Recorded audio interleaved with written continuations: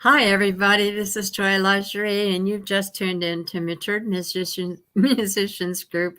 I have with me today Jim Oh, Marcotte. Hi, Jim. hi. I think your curtain removed I itself. think it removed itself. So Ah, welcome to my space. Yeah, that's perfect timing. I mean, it wouldn't be live. It wouldn't be a live video unless open something like that curtain. happened. So there's my bedroom, everyone. You Okay. can see where I live. All right. So we're going to give a shout out to my sponsor, Luscious Master Studio, owned and operated by Chad Christ in Edgewood, Washington. And I just played with him last Wednesday night at Stockton's Jam with Billy Shue, and wow, what a powerhouse! Anyway, he does have his studio set up for primarily for drum work, but he also does guitar work. Has studio musicians come in to do their guitar work, and he also has produced my music. So if you'd like to find him, just go to Facebook and type in Luscious Moss, and his name is Chad Christ. And with that, I am ready to hear the story that you're about to tell, Jim. So the first question is, how did you get into music? I know you posted in your bio that you were about 12 years of age. Yeah, that's correct. That's when I think I became serious about it. Um, so when I was about 7, my dad bought me an accordion. Um, Oh, I I did that too. Yeah, so I'm not really sure how that came about, but I think my parents were trying to get me into something, and they thought accordion might be the best instrument for me, which it wasn't. I quickly gave that up, and then I did start taking guitar lessons at about 8. It didn't work out. I was too young, just was not interested, didn't have the attention span. But when I was 12, things changed because a lot of my friends in junior high school were learning how to play, the Smoke on the Water riff. Everyone Yeah. plays that, right?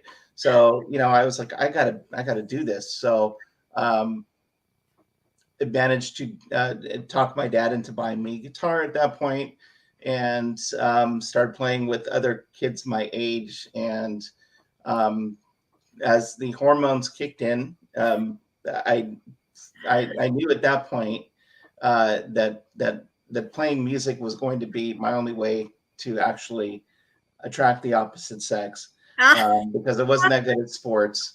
So I needed something in my back pocket, right? So music it was, and I just started taking lessons and playing in different bands, like I mentioned, and different things through school, and just progressed from there.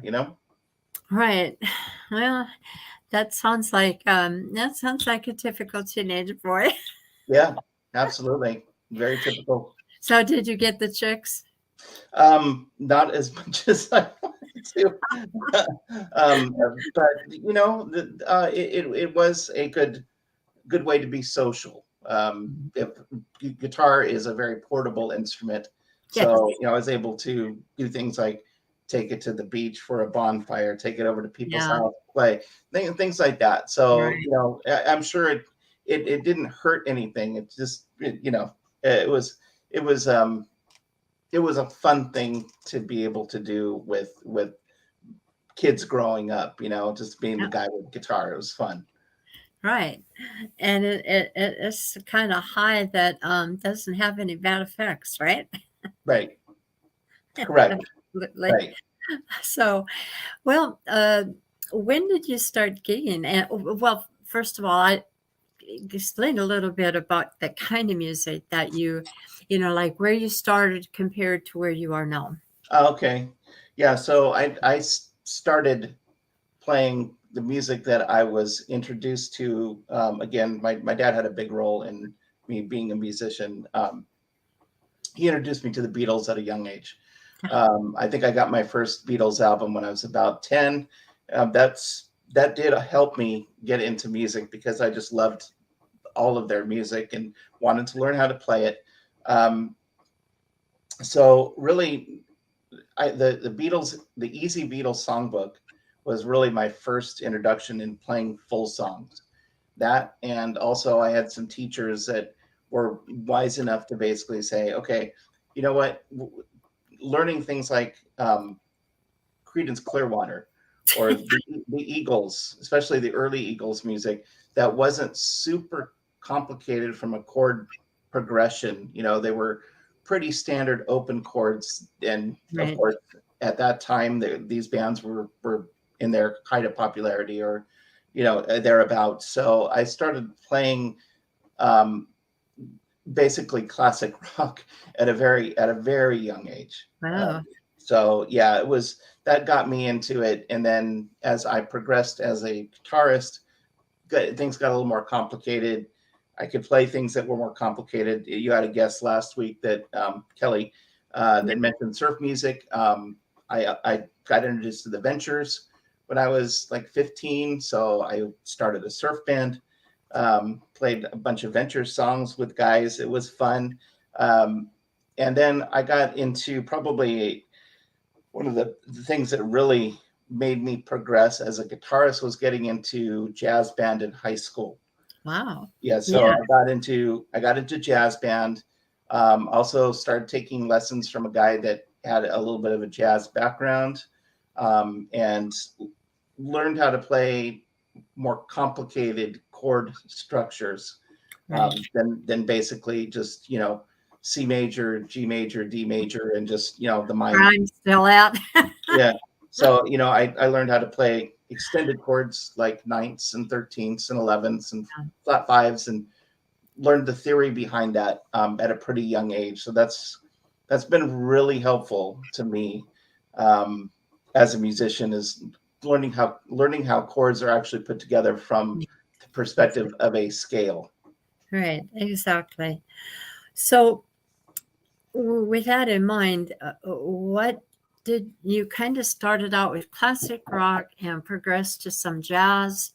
Where did you go from there? And as you were just getting out of high school, what Mhm. what genre were you looking at that time, or were you playing?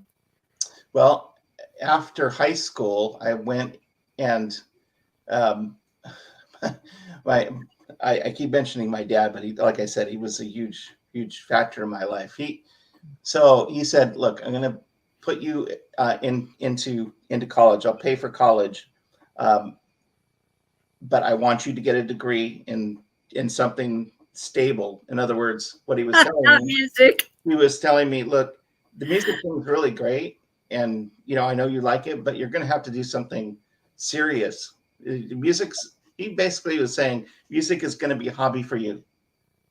You need to get a degree in something that's going to make you money full time the rest of your life." Yeah. And so I took his advice, got into Long Beach State in California. And of course, what did I do? I went into the music department and got into the jazz band there, um, which was another great experience. I got exposed to so many great musicians. The problem with my college experience at Long Beach State was that all I wanted to do was play music. I was not interested in going to you know, philosophy 101 and Right. bio 101. And I, after 2 semesters, the college just basically sent me a letter and said, "Look, this is not for you. Go do something else." So at that point, I think my parents were like, "Okay, well, we tried to put you through school. Sorry, it's now you're on your own." So I ended up going to Orange Coast College, was the junior college in Costa Mesa, California.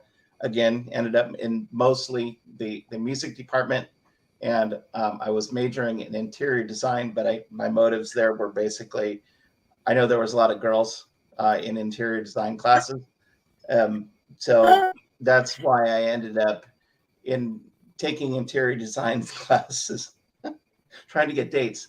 Um, and as you can tell by my background, the interior design classes didn't do a damn bit of good. But the music department at Orange Coast College was really good, and I met up with some people there, networked, got into my first very serious original band. Um, that was called Liquid Flame. Oh, I like the name. And it was really my first experience playing with guys who we meshed really well as a group. It sounded really good. One of the people, the drummer in the band, is still a professional musician today, in Los Angeles. And we actually recorded an album together, and I'm still very proud of it. Probably not many people have ever heard this album before, but it was my first recording experience, and it wasn't in a studio. We just did it on the fly and basically in apartments, different people's garages, and just used portable equipment. But it came out nicely, and I cherish that memory. And the time spent with those guys was great. So that was my early 20s, and then I went on to get into a band in Los Angeles called Psych Out, which was kind of a retro 60s type of outfit. And we played some great places. We played the Roxy and Badamongs and some other clubs in Los Angeles, and had a great time as well. And so that was kind of my early 20s experience as a musician. So that takes me into adulthood, I suppose. So, at the time that you were doing Liquid Flame, what kind of music were you playing? I would consider it, that was a progressive rock band. Yeah. Yeah, the primary songwriters in that group were very influenced by people like Genesis. Yes, so their music, their writing style reflected their influences, and um, it also kind of made me become a songwriter because they wanted me to contribute some music. So I started writing my first serious songs around the same time. So I missed that. Jim, not to interrupt, but I missed that part in your bio. So I never put in the advertisement for your appearance today. I never put that you're a singer songwriter. I apologize for that. I yeah, no, totally missed. no, absolutely. Yeah, this is I. If you won't just want to take your time and get to the part where I moved to Seattle, I recorded this guy right here, Oh, in okay. in 2015 here in West Seattle. That's called Own It, and actually Own It has songs on it that I wrote when I was in my early 20s. Own It is 11 songs that span probably 3 decades of my songwriting. And yeah, I never, for a lot of reasons, I never actually went in a studio and recorded my own music Oh, until I got up here, okay. from California. And then this one is Hidden, and Hidden was recorded in 2018 and released in 2019.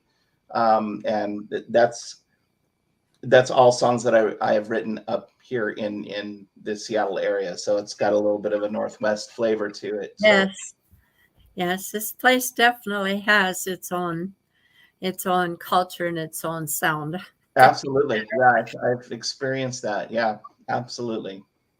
It looks like today, I don't know if you can see this, but my internet seems to be bouncing, and I hope it doesn't throw me out. But I live in a place where every now and then the signal goes off, so I'm hoping this does not happen to us. Okay. However, if it does, is there any way we can reschedule if we have to? Yeah, absolutely. That's All fine. right, great. So hopefully, let's keep our fingers crossed that will not happen, but it's threatening me here. Okay. Yeah, you are. I see you're kind of glitching out. So Yeah, I'll keep I, that in I mind. Yeah. do not know why that's happening. But anyway, going from there, what was your, obviously you've had paying gigs, but what point in all of this story did you start actually making money? That would have been after I moved to Seattle. Um, so it really, the story of me coming up here, I have to credit my wife, Ah, Tracy. Um, right. we we married in 2010 in Southern California. She had told me before we got Congrats. married that she wanted to move up here. So I got a job where I could basically telecommute, and we moved. We packed our stuff and our kids, and moved from Chino Hills, California, to Redmond initially. Oh, Um, that's where I live. yeah. So yeah, we landed in Redmond, and really, what she told me was, "Look, I think you're going to have better opportunities to do what you do musically in the Pacific Northwest, more so than where we were at in Southern California, which is really, from my perspective, being a singer songwriter, um, there wasn't a lot of opportunities for me. There was open mics, but it's so sparse, and it's very much in Los Angeles, from my perspective, a place where you're either a professional musician, if you're a musician, or you're not, and you're just trying to be. There's not a lot of gray area here. There's a big, more of a market, condensed market for people like me that will go out and play live music, but don't do it full time.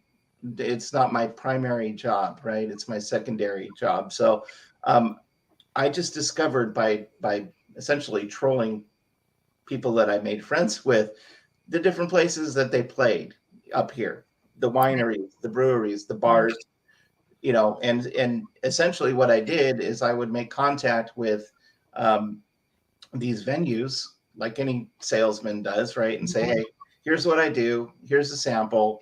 Here's my electronic press kit. Right. And if you're interested in hiring me, I'd love to play your bar or your brewery. So I would say it was probably around 2015, 2016 that I started really pursuing that as a solo musician. Now, at the same time, I also had my band, Jim Marcotte and the Breakthrough, doing all original music. And we would go out and play places in Seattle like the High Dive or uh, Skylark, or the clubs that every band plays. But Yeah. that's not a money making thing. I Yeah. think anybody who plays music at my level, I would say, knows that when you go and play those gigs and you have three people with you, they're either really dedicated to you and just like playing with you, or you're paying them on the side, as Yeah. which I ended up doing. So really, Yeah. I was losing money playing original music in a band in Seattle. However, um, having a 150 to 200 cover songs available for me to go out and play at these other places, I started doing that and figuring out that's really that's really where I wanted my focus to be, and that's kind of where I'm at today. Is I have scaled down a little bit post COVID to play 6 months out of the year. Um, so I basically go from April to typically the end of October, and book gigs, and then I kind of shut it down. I'm fortunate in that I have a day job, and it supports myself and my wife and my pets, and that pays the bills. Yes. Music is it's definitely my passion. It's also a second business, so I treat it as a business and use it as income. I claim the income, I write off my expenses, do everything and just a normal business would do. So that's kind of where I'm at with it today as we speak. Is it hard or difficult to get into wineries and breweries? I want to go there, but I haven't done it yet. Yeah, And it can be. For example, I've tried for years to kind of get into the whole Woodinville area, and I yeah, haven't had much success doing that. I've certainly tried. I've sent out my emails and contacts and everything, but there are places that I've found recently around the state. Right, once I basically got out of, yeah, yeah, I have to play within a 50-mile radius of my house, right? I discovered a couple things. If you travel and you're willing to travel, um, these places on, let's say, I'll name a couple of them, like in Shalon, for example, Yeah. or I was in Battleground over the weekend. Then the next night I played in a place called Elma, Washington, which Yeah. is east I know of where that is. east of Olympia. Well, these places pay a lot more than the local places do, or most of the local places do. So I Mm, end up making more money by traveling a little bit farther, even with the price of gas, you know. right. It's worth it to me. And I also find, again, personal experience, that when you go to places like Shalon or Battleground or Blaine, or like Yeah. Concrete, I'm That's going to Concrete this next weekend. yes. People really appreciate you. There seems to be a lot more of an friendliness when you get out to these places that are on the outskirts, that are in the boonies. Yes. They appreciate that you've come there to be entertained. So I've had nothing but good experiences with my travels this year. Oh, that's interesting. I like that. Uh, I've never I've never put anything in there yet, but I'm still in the process of just making sure that I have enough of everything and I do it right. So yeah, Sure. I hear you because we have played like for instance in Enumclaw. Now that's not that far out, but it's still out there. And I do Mhm. agree there is a difference. There's a difference compared to someplace like Auburn or Seattle or this area up here. Right. Yes, I concur. Yeah. So we were just as you mentioned in passing, you mentioned about COVID. So I'd like to ask you what you were doing. I mean, that was kind of a traumatic time. I was in a band that were volunteers, and we play in retirement homes, and it's Hmm. a volunteer band out of Bothell, and it closed up in. Well, as soon as the news came out, and I think it was March of 2020. Yes, it was. Yeah, and, boy, it shut down, boom, just like that, and it's just now opening. So, I have heard on my interviews, some of the things that people have done. So that's a question for you is, Right. what were you doing during this period of time, and how did it affect you and your family life or whatever? I mean, it's Yeah. obviously very discouraging. Well, yeah. It's as a musician who played live venues, obviously, shut me down. Um, I I mean, there was nowhere to play, right? There was no place hosting live music. Even I guess some of the places, and I don't know this for a fact, but some of the places that I play now, um, maybe would have been open, but I never looked into it at that point in time. I think I made the decision around March when, you know, our governor decided to shut us down, that I was going to take a break myself and use it to maybe write some music. Yes. Um, and I did. I have written several songs in the last 2-year period. Um, I have not recorded those songs, although I intend to Mhm. at some point here soon. But I used it as a respite. I just looked at it like, okay, I'm just going to take a break, um, but not completely put down my instrument. Just keep playing, keep practicing, um, and just use it as motivation when we come out of this thing, um, to be a better musician, and a little more of a repertoire, maybe learn some songs I typically wouldn't play. So I kind of used it like that, mostly. It was hard for me in the sense that I had just released the Hidden album in late October of 2019. Oh, yeah. I'd done Before. I'd done I'd done the album release show was in October at the Central Saloon. Then I did a video release for my song called "The Light" that my wife wrote the lyrics to. We did a video release at Skylark. That was January of 2020. That literally was the last time I've actually, played my original music in a band format, and Wow.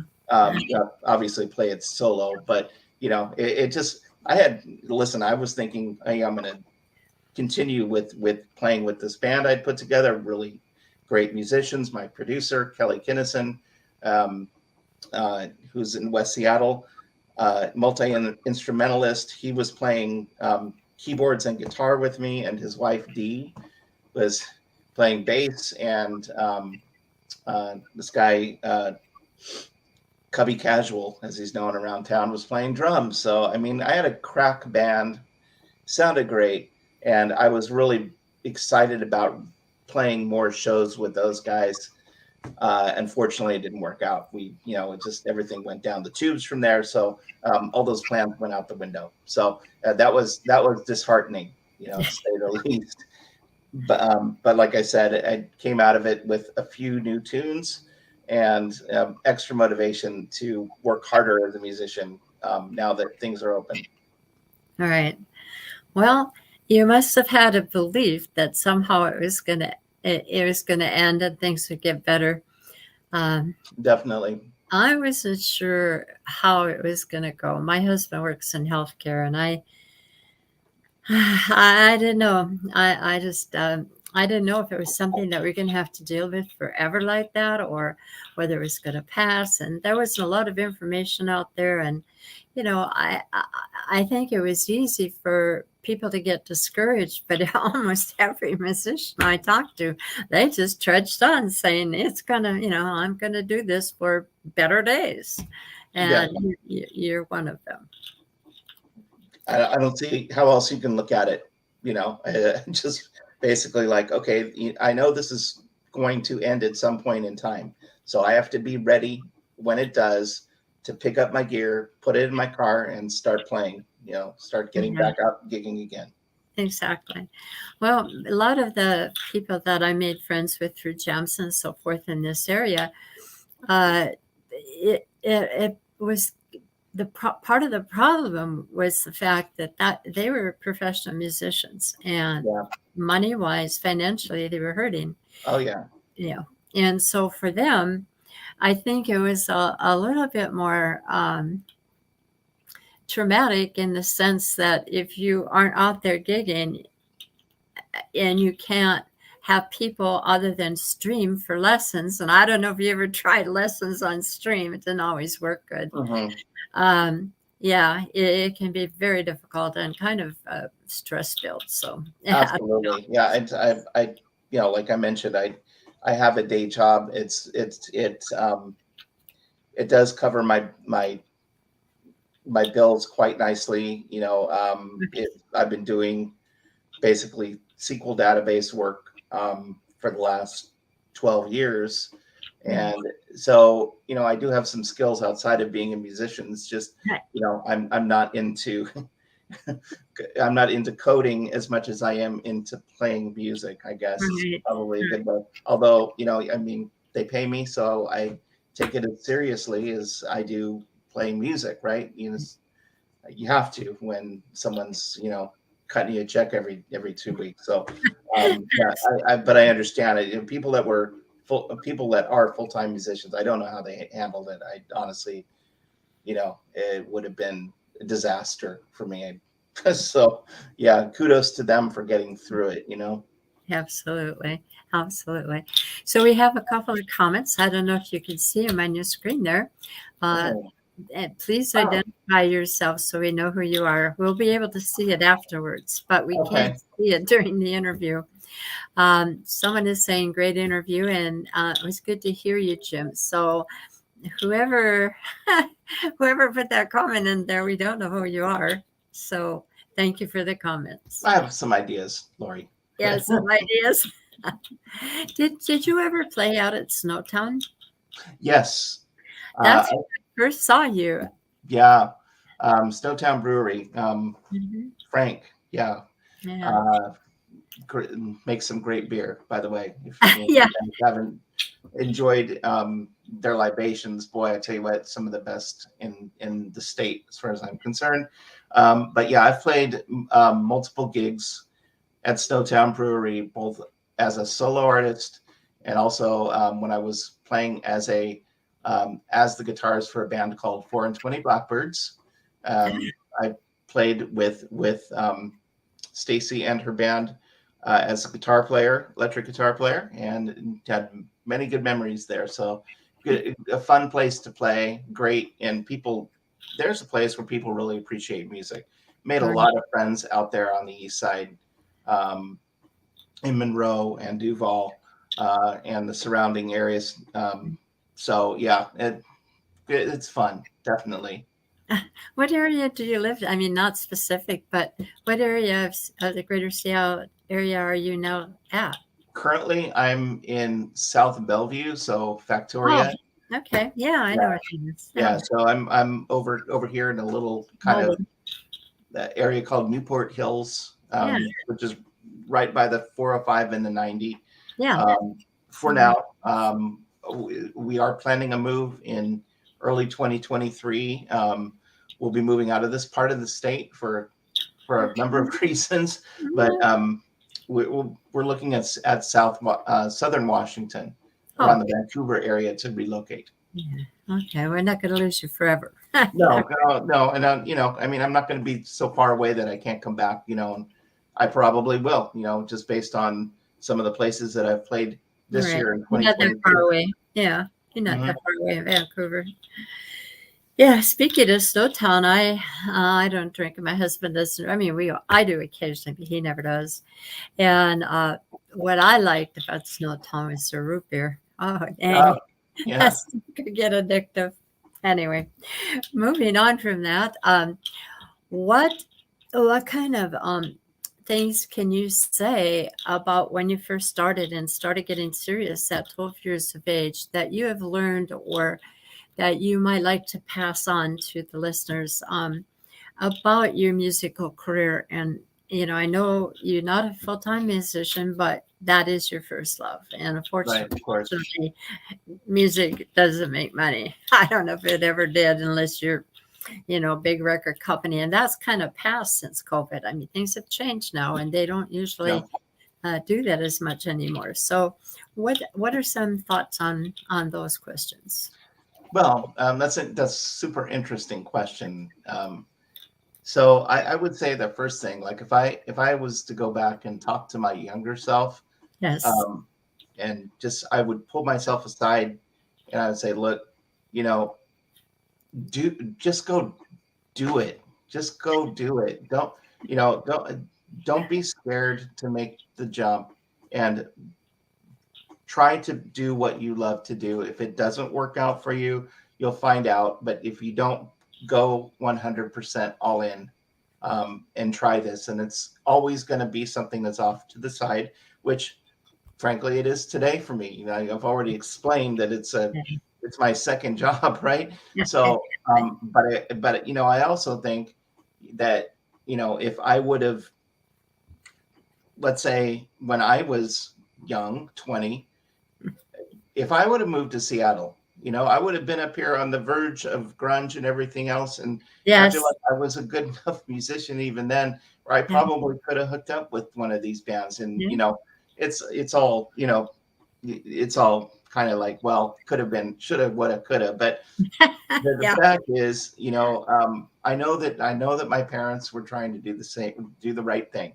And once I got locked into working, um, a job where I had a steady paycheck, I didn't have enough confidence in myself to say, okay, you know what? I'm going to go try to be a musician. I'm single. I don't have any kids.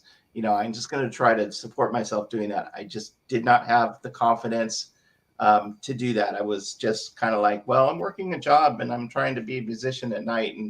And I mean, really in those days when I could go out and play a gig in LA till 1 o'clock in the morning and then come back and work at my job be at work at 8, that would never work now. But Yeah.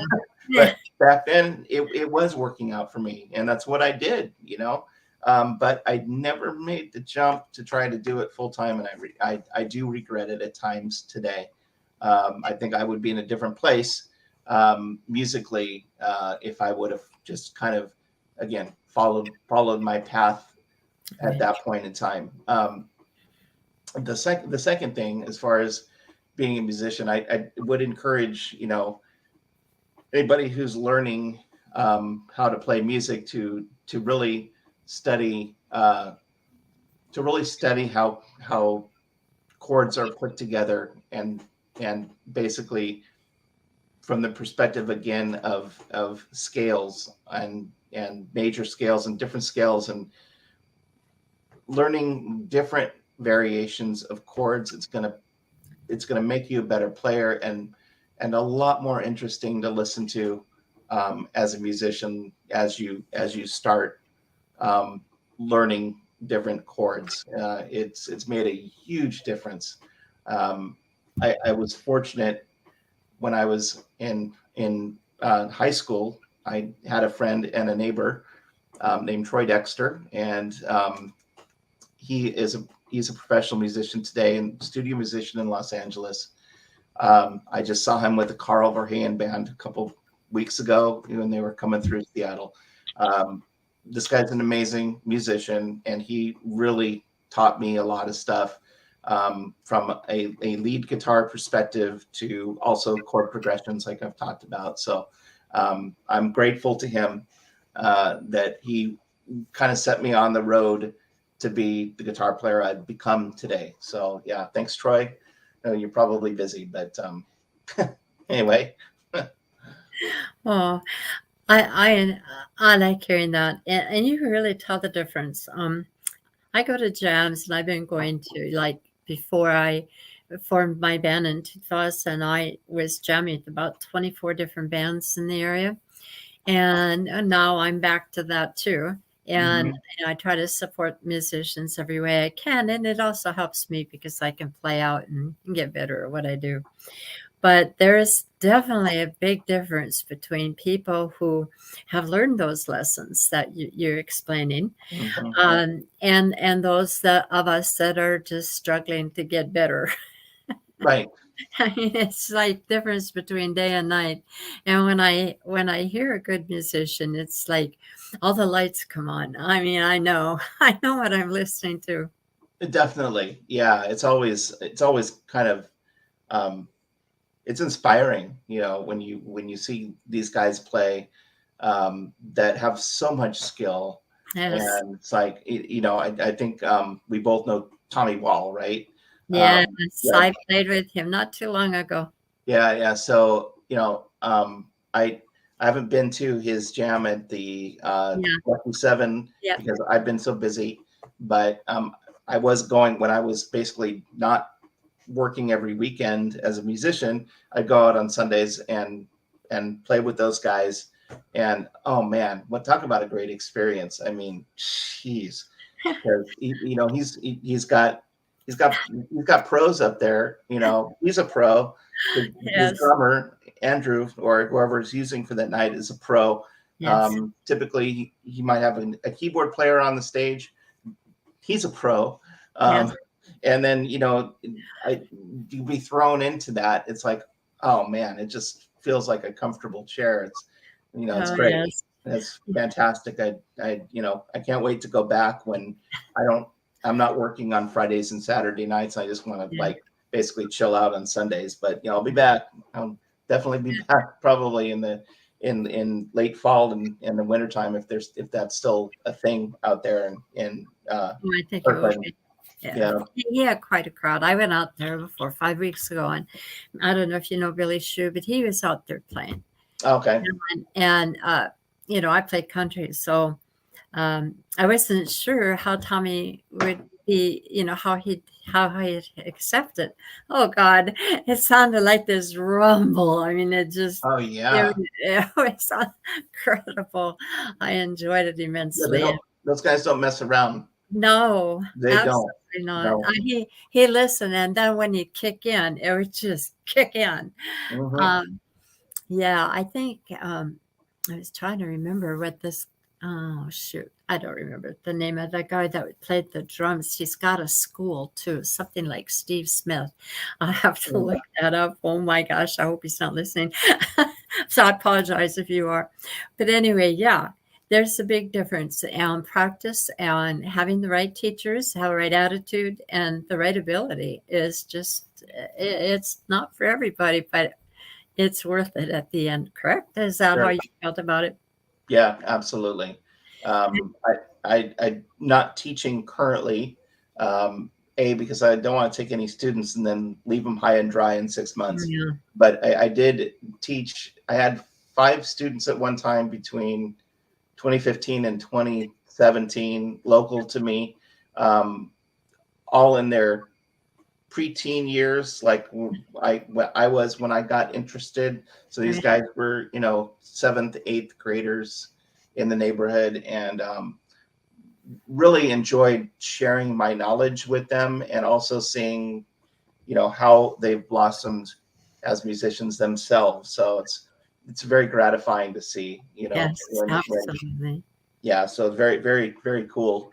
Um, from being a teacher in that sense. Yes, and knowing that you're part of that process, Yeah, absolutely. yeah, absolutely. So we have a few comments. There's a Pamela Eisen said, "Good to hear you, Jim." And then Hi, Pam. Stephen Pontus and Liz Ade are watching with you. I'm not sure who they are. Rose Smith. Rosie is a friend of mine. And Jerry Craddock, he's usually at the Gems in Duval. He's Okay. watching. And Pam said, Jim, you're such an amazing musician, so many talents. I hope you continue for many years to come. Yeah, Pam and I go way, way back. Pam's wonderful. I love you, Pam. She's been one of my biggest supporters over the years. Whenever I'm at a place called Soul Food Books in Oh, I know Redmond, in Redmond, yes. yeah, that's where I first met Pam many years ago. And yeah, she faithfully comes whenever I played there. And, just a wonderful person, and it feels really good to have someone appreciate you. So thanks, Pam.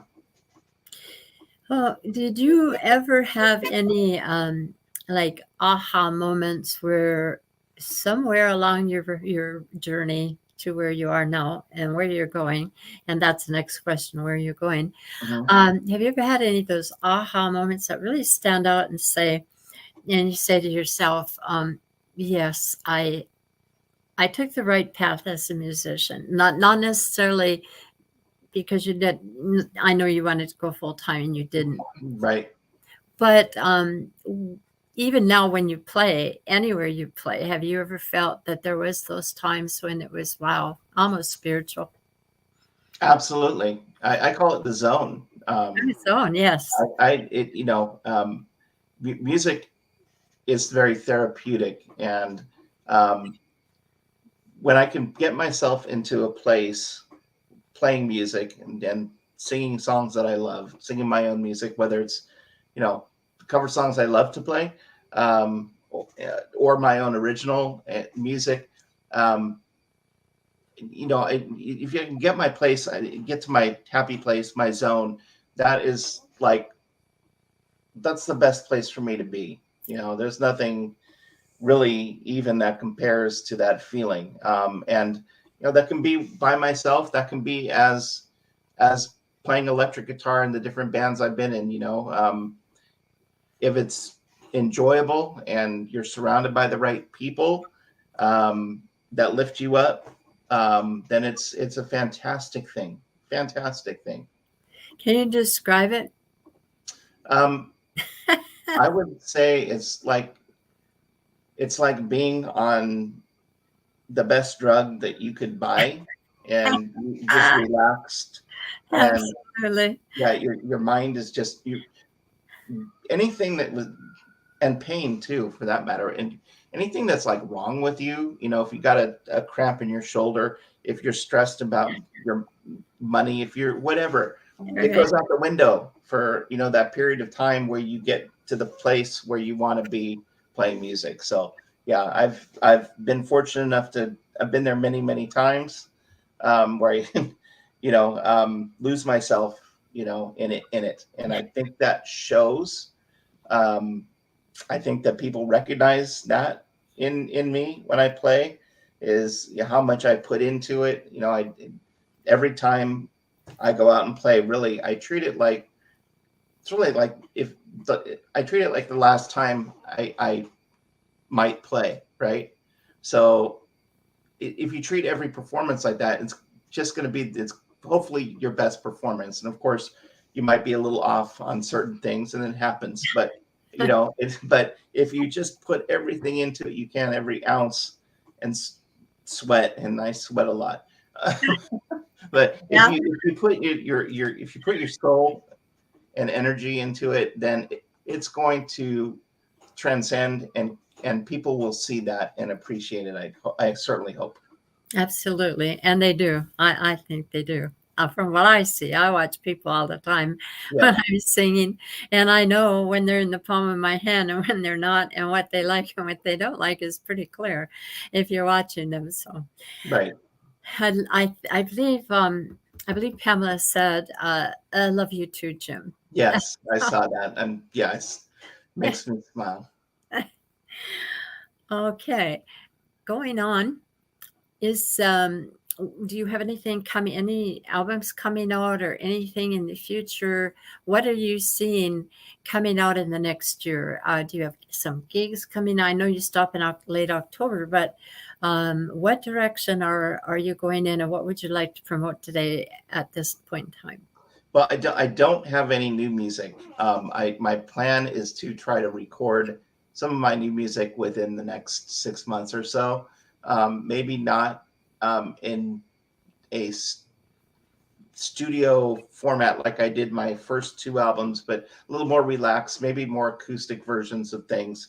I don't know if I want to put the time in recording music the way I did it, where I don't have a full band and I depend on other people to fill in the spaces.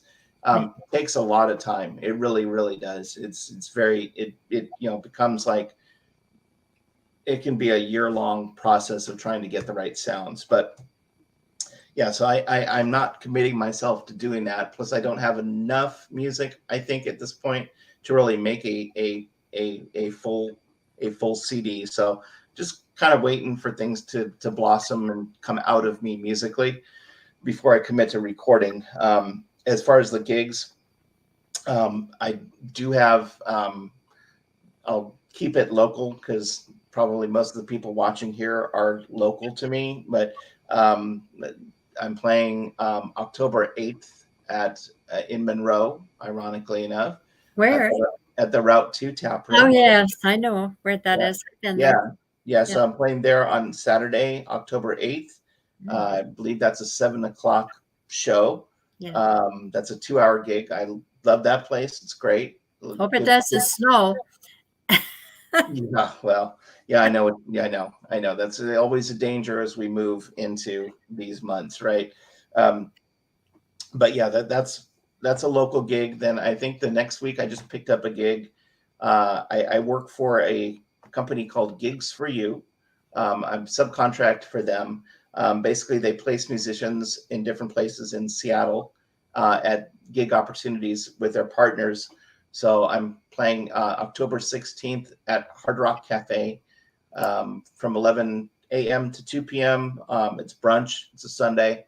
Uh, that's always it's I call that a corporate gig. It doesn't take away from me putting every ounce into my performance, but certainly a lot different. Those are the type of gigs you go into, and you're not going to get a lot of visceral type of reaction from people. People are sitting there and eating their food, right? So Okay.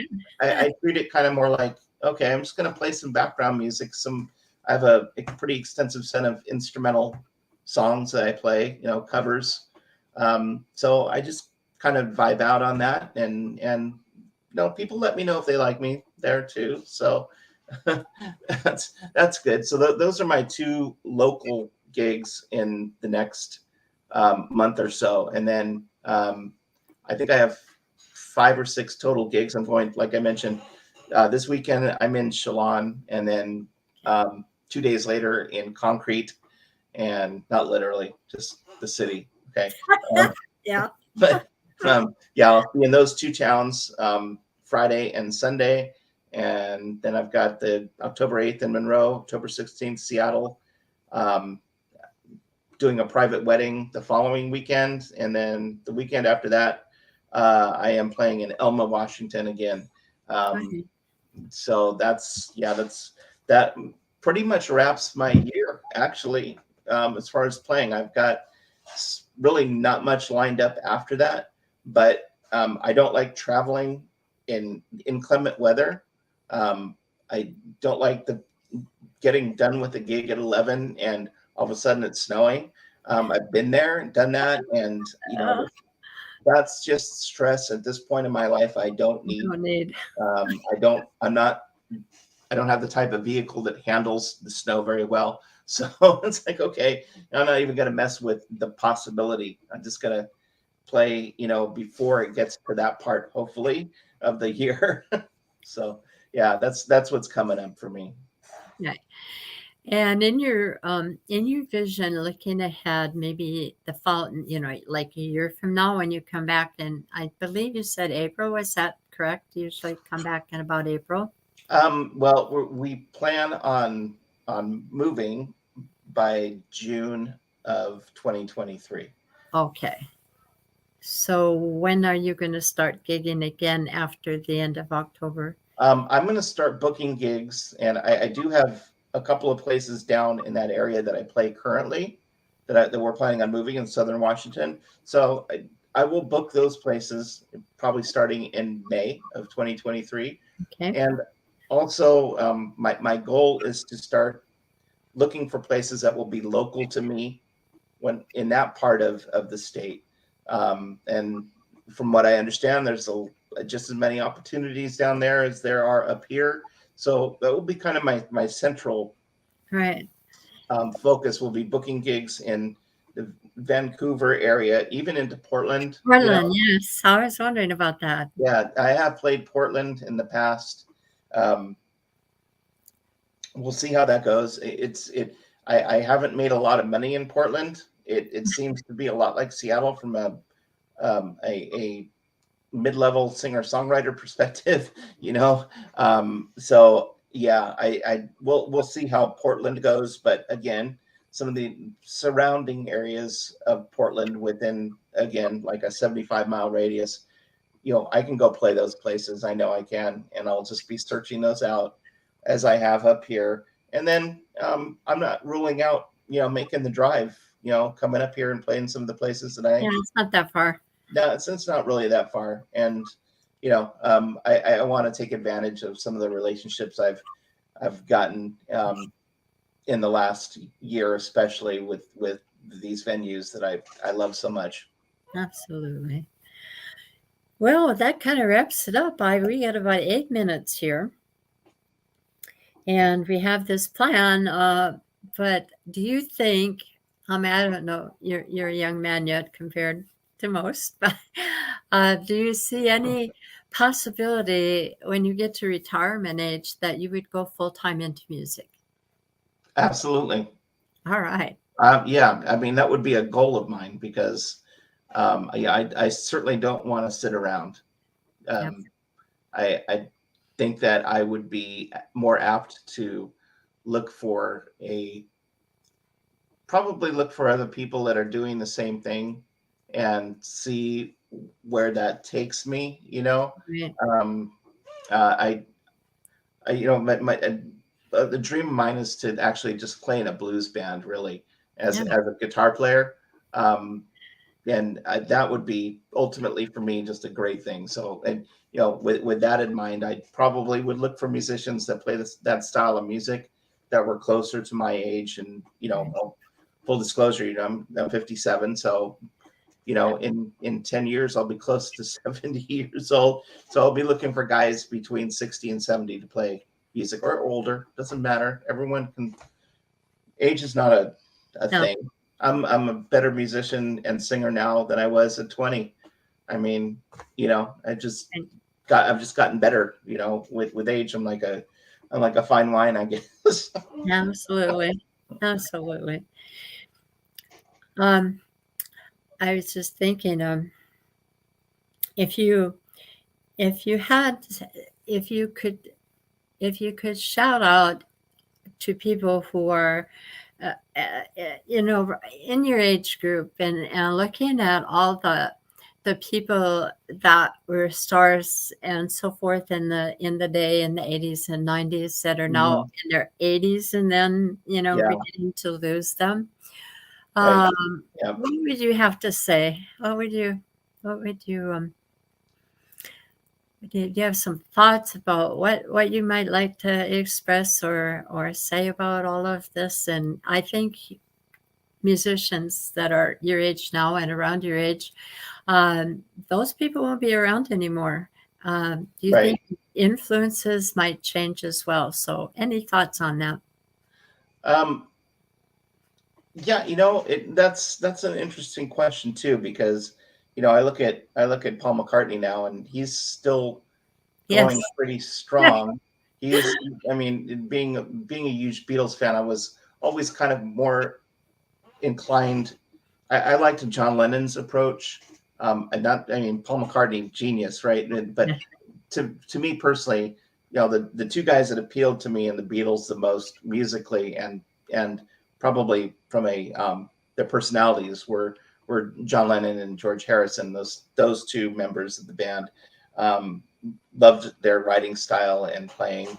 Um, but yeah, I mean, I still remember where I was when I was 15 when John Lennon was unfortunately taken from us. It was devastating. I was crushed. Um, but and it's been a long time. Um, yeah, and other people of that age, of that same era, the Who is a big influence. Uh, I would have loved the opportunity, and I mean, it's never too late, but I would love to sit down with Pete Townsend and pick his brain and try to figure out, how did you come up with the whole concept of Tommy? I mean, that's just like blows my mind even listening to it today. Um, Roger Waters, Pink Floyd, same thing. It's like this is all music that to me is classical music from the late 20th century and probably will be viewed as such in 500 years. The Beatles and classic rock, you know, icons, if you will, and even some of the progressive stuff that I mentioned, that like Genesis. I mean, it's just like these were symphonic pieces that they put together and put on record in the name of rock and roll, right?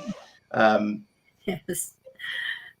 and I guess lastly, the other guy that really I didn't get a chance to see Tom Petty live, unfortunately, but man, I have so much respect for him. He was able to write very simple songs, but just, I mean, they were so powerful, right? One of my favorite songs to play live is Free Falling. Yeah. And I put my own spin on it, but man, it's a great song. It's three chords, and you could say the same thing about Dylan. He was able to write music like that too. Yeah, as far as guitarists like Clapton, love Eric Clapton, Right. Yeah. yeah, and of course Hendrix and Stevie Ray Vaughan and all these guys influenced me immensely from a guitar playing perspective, and Rush as well. I'm a big Rush fan. I think we're all going to be very sorry to see them go. I think the world is going to feel like a little emptier than it was. I would agree. So, with that, we have 2 minutes. So, I do want to thank you, Jim, so much for coming on the show. I appreciate it. I Thank love you for the invitation. Thank you you're so much. welcome. You're welcome. So, one last thing I want to ask you before you go. Can you list unmatured musicians? I believe you remember. Uh, the things that you have coming up, because people who listen to our interviews, they forget and they don't know that they're coming out in other places. So Right. if you put it on our site and let us know what you're up to. Oh, absolutely. I just will actually put a link up to my website, Perfect. jimmarcottemusic.com, which has all my shows and links to my music and videos. So that's the easiest place to get the all-inclusive gym experience. All right. Well, you have a good rest of your time and Thanks, a Joy. day and a weekend. I hope to hear from you again, and hopefully you'll come back at some point when you made your move and you can tell Yeah, us what you're that'd be doing nice. Yeah, we'll keep in touch for sure. next year. Okay. Now that's it for our show today. I do want to thank you all for watching and making your comments. And I do have some things coming up. I do have a band called Limber Lost. They're a great band. And once you've heard them, you've heard something special. So that's coming up. Also, if you like, I've been doing this for a little over a year. So if you like my broadcasts and you would like to contribute to my songwriting fund, on my website, I am putting up a tip jar. No obligation to do anything. But if you do feel inclined, it's going to be there very soon and I'll announce it. All right, guys. Thanks, everybody. Once more, goodbye, Jim, and take care. Bye. Take care. All Thanks, right. guys, for listening. Appreciate it. Bye-bye. Okay, that's it. Let's see if we can end this broadcast today and sing